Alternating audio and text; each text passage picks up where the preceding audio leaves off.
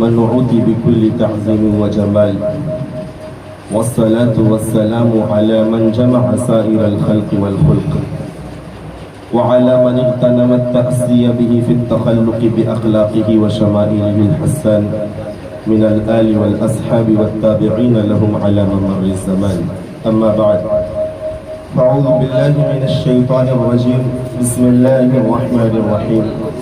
ربنا وابعث فيهم رسولا منهم يتلو عليهم آياتك ويعلمهم الكتاب والحكمة ويزكيهم.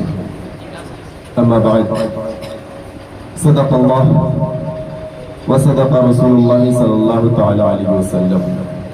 آئیے ہم اور آپ اپنی اور ساری کائنات کے مرکزی عقیدت، شمع بزم ہدایت، نوشہ بزم جنت، دانائے سبل، ختم الرسول احمد مصطفیٰ محمد مصطفیٰ رواحنا فی العرض صلی اللہ علیہ وسلم کی بارگاہ میں عقیدت و محبت اور آرزوؤں کا نذرانہ پیش کرے. میرے ساتھ مل کر باواز بلند پڑھیں: الصلاۃ والسلام علیک یا رسول اللہ، الصلاۃ والسلام علیک یا حبیب اللہ، الصلاۃ والسلام علیک یا نبی اللہ، وعلی آلک واصحابک یا شفیعنا یوم الجزاء. حدیث قدسی ہے، رب اللہ عز و جل نے ارشاد فرمایا: خلقت الدنیا واہلہا لأعرفهم مكانتك ومنزلتك عندي لولاك يا محمد ما خلقت الدنیا. اللہ تبارک و تعالیٰ نے ارشاد فرمایا کہ میں نے دنیا کو پیدا کیا، دنیا والے کو پیدا کیا. کیوں دنیا کو پیدا کیا؟ کیوں دنیا والوں کو پیدا کیا؟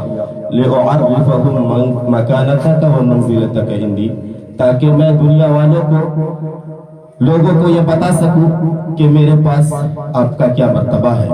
اللہ عز و جل نے ارشاد فرمایا: لولاک یا محمد، اے محمد صلی اللہ علیہ وسلم، اگر آپ کی تخلیق مقصود نہ ہوتی، آپ کو دنیا میں بھیجنا مقصود نہ ہوتا، تو نہ یہ آسمان کا شامیانہ لگاتا، نہ یہ زمین کا بچھونا بچھاتا، نہ یہ برگ و شجر پیدا کرتا، بلکہ ما خلقت الدنیا، میں دنیا کو ہی نہ پیدا کرتا. ہو نہ یہ پھول تو بلبل کا ترنم ہی نہ ہو نہ یہ پھول تو بلبل کا ترنم ہی نہ ہو، چمن دہر میں کلیوں کا تبسم ہی نہ ہو نہ یہ ساقی تو نہ میں ہو نہ خن ہو، بزم توحید بھی دنیا میں نہ قائم ہو نہ تم ہو.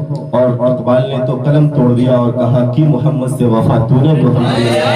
یہ جہاں چیز ہے کیا لوح و قلم تیرے ہیں، جان ہے عشق مصطفیٰ روز فضول کرے خدا، جس کو ہو درد کا مزہ نازِ دوا اٹھائے کیوں.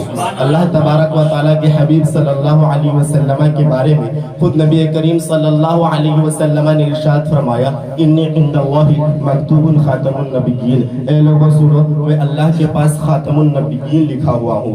کس حال میں، کس وقت میں خاتم النبیین تھا؟ وَإِنَّ آدَمَ لَمُنْجَدِلٌ فِي طِينَتِهِ، اس وقت جب کہ آدم آب و گل کی منزلیں طے کر رہے تھے. خود حضور نے اپنے میلاد کا تذکرہ کرتے ہوئے ارشاد فرمایا: اے لوگوں سنو، انا دعوت ابراہیم، میں ابراہیم کی دعا کا نتیجہ ہوں. وانا بشارت عیسیٰ، میں عیسیٰ کی بشارت ہوں. خود نبی نے فرمایا: وانا رؤیا امی التي رأت حين وضعتنی وقد خرج لها نور ساتع اضاءت لها منه قصب الشام. کہ اے لوگوں سنو، میں اپنی ماں کا وہ خواب ہوں کہ جس وقت میری ماں نے مجھے جمنا تو ایک ایسا نور روشن ہوا، ایک ایسا جگمگاتا ہوا ستارہ روشن ہوا کہ شام کے محلات میری ماں کے سامنے روشن ہو گئے. اور حضرت جبرائیل امین حضور صلی اللہ علیہ وسلم کی بارگاہ میں آتے ہیں اور خبر دیتے ہیں: لولاک یا محمد، اے محمد صلی اللہ علیہ وسلم، اگر آپ نہ ہوتے ما خلقت الجنہ، تو جنت بھی تخلیق نہ ہوتی. وما خلقت النار، اے لوگوں سنو، حضرت جبرائیل نے فرمایا: محمد اگر آپ کو پیدا کرنا مقصود نہ ہوتا تو جنت کو بھی نہ پیدا کیا جاتا، دوزخ کو بھی نہ پیدا کیا جاتا. اس لیے ان دونوں حدیثوں کو ملا کر کسی نے کہا: لولاک لما خلقت الافلاک والارضین. اے محمد صلی اللہ علیہ وسلم، اگر آپ کو پیدا کرنا مقصود نہ ہوتا تو نہ دنیا کو پیدا کرتا، نہ دنیا میں بسنے والی چیزوں کو پیدا کرتا، نہ آسمان کو پیدا کرتا، نہ زمین کو پیدا کرتا، نہ برگ و شجر کو پیدا کرتا. اسی لیے تو امام احمد رضا نے ارشاد فرمایا، کیا ارشاد فرمایا؟ پیش حق مزدہ شفاعت کیا سناتے جائیں گے، آپ روتے جائیں گے، ہم کو ہنساتے جائیں گے. وسعتیں دی ہے خدا نے دامن محبوب کو، جرم کھلتے جائیں گے، آقا چھپاتے جائیں گے. ماہ ربیع الاول ماہ ربیع الاول، بیٹھے روانے کے نہیں، ماہ ربیع الاول انسان کی روحانی خوراک کے لیے فصل بہاری کا دوسرا نام ہے۔ ماہ ربیع الاول انسان اور اس کے پروردگار کے درمیان سب سے بڑی ترجمانی کا نام ہے۔ جب جب یہ مبارک و مسعود مہینہ ہماری زندگی میں داخل ہوتا ہے اور اس کا چاند آسمان پر ہویدا ہوتا ہے تو غلامان مصطفیٰ، ہم اہل محبت حضور صلی اللہ تعالی علیہ وسلم کی احسانات کو یاد کرتے ہوئے عشق جنو خیز کی وادیوں میں اتر کر لہرانے لگتے ہیں، رقص کرنے لگتے ہیں اور گنگنانے لگتے ہیں، اور دنیا کو یہ پیغام دیتے ہیں، نثار تیری چہل پہل پر ہزاروں عید ربیع الاول سوائے ابلیس کے جہاں میں سبھی تو خوشیاں منا رہے ہیں۔ اے لوگو، اللہ کے نبی صلی اللہ علیہ وسلم کو رب عز و جل نے مبعوث فرمایا تو ارشاد فرمایا لقد من اللہ علی المؤمنین، اللہ نے مومنین پر احسان فرمایا۔ کب احسان فرمایا؟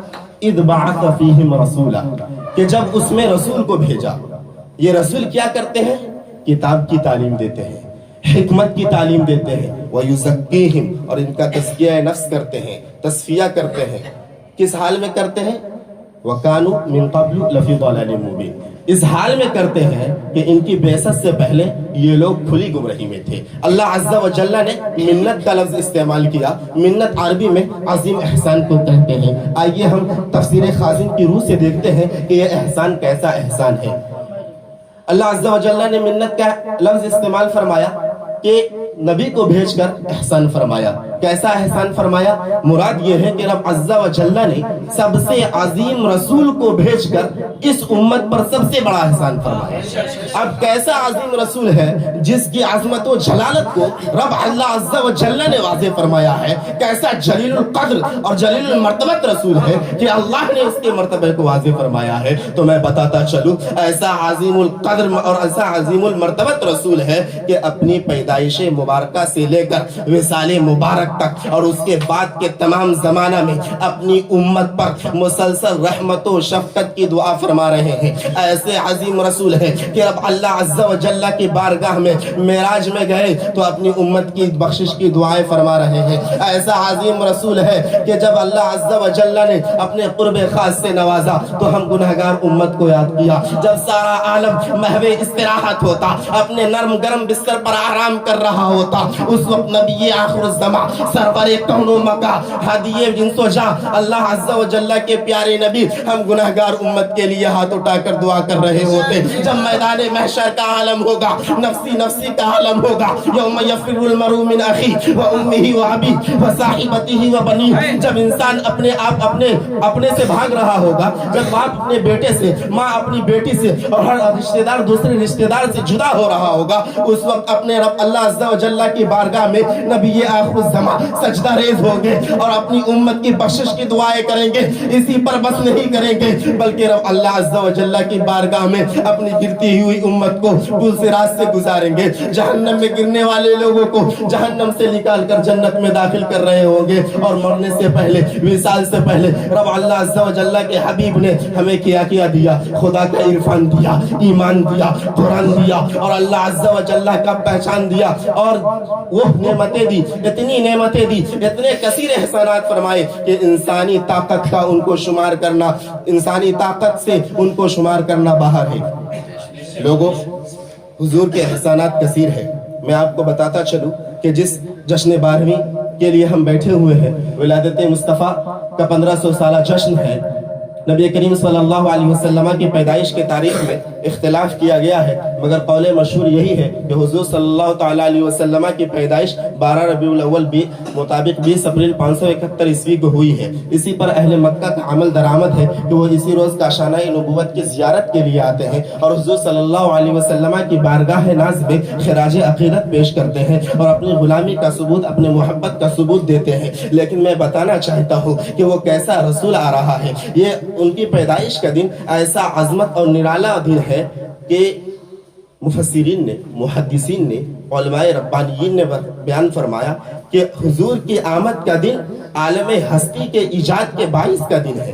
حضور کی آمد کا دن گردش لیل و نہار کے مطلوب کا دن ہے. حضور کی آمد کا دن یتیموں، غریبوں، بے کسوں، فقیروں کے زلف برہم کو سنوارنے کا دن ہے. بگڑے ہوئے نظام کو سدھارنے کا دن ہے. وہ ایسا دن ہے جس نے بگڑے ہوئے نظام کو سدھارنے کے لیے اپنی تمام تر جد و جہد قربان کر دی. یعنی وہ نبیوں میں رحمت لقب پانے والا، مراد غریبوں کی بر لانے والا، اپنے پرائے کا غم کھانے والا، مصیبت کے میں بھی غیروں کے کام آنے والا، یتیموں کا والی، ضعیفوں کا مولا، یعنی سند الاسفیاء، اشرف الانبیاء، حضور جانے جانا نبی کریم صلی اللہ علیہ وسلم مکہ مقدسہ کی زمین پر جب تشریف لائے تو ظلم کی وادیوں کو اور ظلم کی کھیتیوں کو اللہ عز و جل کہ نبی صلی اللہ علیہ وسلم نے اپنے ہاتھ سے مٹا دیا اور دنیا کو یہ پیغام دیا کہ اے لوگو، انصاف کرو، عدل سے کام لو. جب تم دنیا میں منصف بنو تو تم کبھی بھی کسی کے چہرے کو دیکھ کے فیصلہ نہ کرنا. اس زمانے میں مکہ کی سرزمین پر ظلم عام تھا، جنگ عام تھی، قتل و قتال عام تھا. اس وقت نبی کریم صلی اللہ علیہ وسلم نے ایک تاریخ ساز جملہ ارشاد فرمایا اور کہا لو ان فاطمہ بنت محمد سرقت لقطعت یدہا، اگر فاطمہ بنت محمد بھی چوری کرے تو میں اس کے ہاتھ کے کاٹ دوں گا. ایک طرف تو حضور صلی اللہ علیہ وسلم ارشاد فرما رہے ہیں فاطمہ تو سیدۃ نساء العالمین، کہ فاطمہ عورت کے تمام عورتوں میں بلکہ عالم کی تمام عورتوں کی سردار ہے. ایک طرف فرما رہے ہیں فاطمہ تو بضعۃ منی، کہ فاطمہ میرے جگر کا ٹکڑا ہے. ایک طرف فرما رہے ہیں فاطمہ تو فضۃ کبدی، یعنی فاطمہ میرے جگر کا ٹکڑا ہے. لیکن ایک طرف جب انصاف کی باری آتی ہے، جب عدل کی باری آتی ہے، جب مساوات کی باری آتی ہے، جب دنیا کو پیغام دینا ہوتا ہے ظلم کے خاتمے کا، تشدد کے خاتمے کا، تو اللہ عز و جل کے حبیب نے فرمایا لو ان فاطمہ بنت محمد سرقت لقطعت یدہا، اگر انصاف کی بات ہوگی، اگر فاطمہ بنت محمد بھی چوری کر لے تو میں اس کے ہاتھ کے کاٹ دوں گا.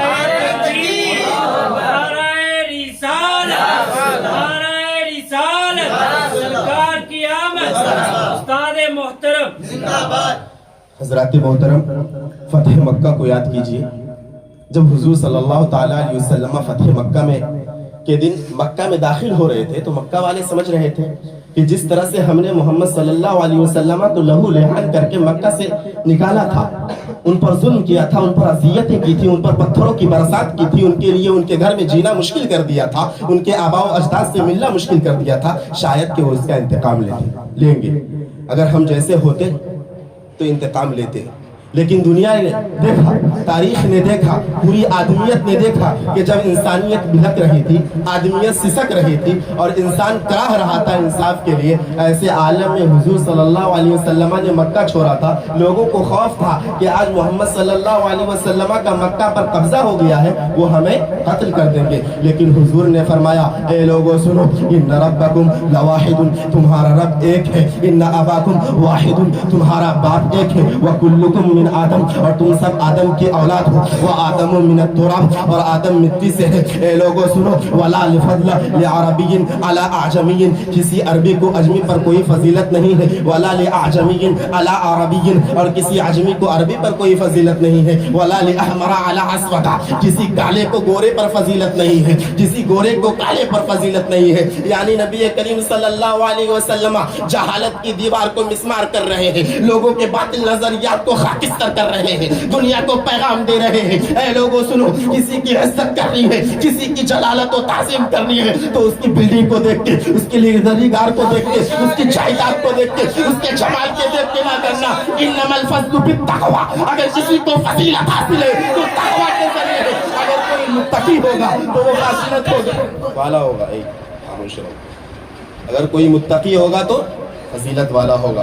نبی کریم صلی اللہ علیہ وسلم نے اسی پر بس نہیں کیا بلکہ ارشاد فرمایا اے لوگوں سنو، لا تثریب علیکم اليوم، تم نے مجھے اپنے گھر سے بھگا دیا، تم نے میرا گھر اپنے گھر میں جینا مشکل کر دیا، تو نے میری زمین کو تنگ کر دیا. تم سوچ رہے ہوگے کہ میں تم کو ماروں گا، میں تم کو قتل کروں گا. نہیں، لا تثریب علیکم اليوم، آج تم پر کوئی ملامت نہیں ہے. اذهبوا انتم الطلقاء، جاؤ خوشیاں مناؤ، تم آزاد ہو. آج آپ لوگ ہنگامہ کر رہے ہیں نا، میں آپ کو بتاتا چلتا ہوں. فتح مکہ کے دن اسی طرح سے ایک صحابی رسول نے जोश व जज्बा के साथ कहा, जिस ज़मीन से भगाए जाएंगे उसी पर आप कब्जा करेंगे, खुश होंगे कि नहीं होंगे? बिल्कुल खुश होंगे। इसी तरह से एक सहाबी रसूल ने कहा, या रसूल अल्लाह, अल-यौम यौमुल मलहमा, कि आज तो शोर शराबे का दिन है। आज हम मक्का से भगाए गए थे, इज्जत और अजमत के साथ मक्का में दाखिल हो रहे हैं, आज हम शोर मचाएंगे, आज हम गलियों में फसाद बर्पा करेंगे, खून रेजी करेंगे। हुजूर ने फरमाया, अल्लाह, ए सहाबी सुनो, नहीं, अल-यौम यौमुल मलहमा, कि आज रहमत का दिन है, इंसाफ का दिन है। अल्लाह तबारक व तआला ने मेरे बारे में फरमाया, हुजूर ने फरमाया कि मैंने ए नबी तुमको दोनों आलम के लिए रहमत बनाकर भेजा।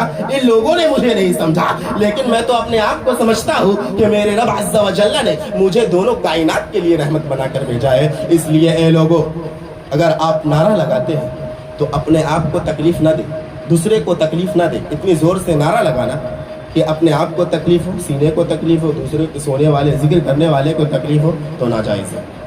इसलिए शोर शराबा ना करें, नाजायज़ है नारा लगाना।